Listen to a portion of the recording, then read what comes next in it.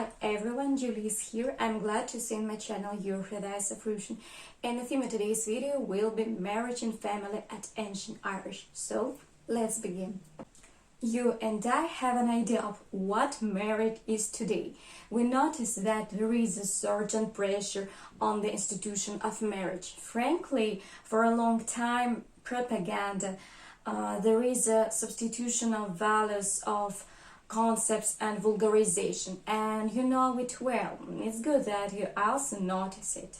Everything has a cyclical nature. There are times when the idea of family is elevated and sometimes is not put into anything, paying tribute to freedom, which is already perceived by ear from the point of view of egoism and is not something sublime in spiritual plan.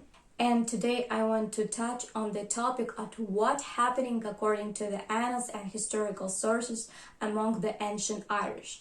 We rely on information of official history without taking into account that all the civilization before us were much more developed than we can imagine. So what was marriage then? The concept of marriage from our point of view was certainly not in the Irish tradition at that time. All physical relationships between a man and woman, from church marriage to violence, were recalled in one word: complete connection. Some types of such communication were recognized as legal, some were illegal. What was legal? First, connection with common property. The wording implies that either a man lives at the expense of a woman, or a woman at the expense of man, or they have common income. The man paid the ransom to the parents, the wife was paid maintenance, and the property was shared. It's interesting that such a woman could be both the only one and there could be several of them. The church did not object to this.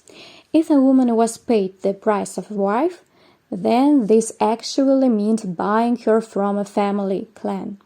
In addition to several wives, it was allowed to have concubines whose children were also considered legal.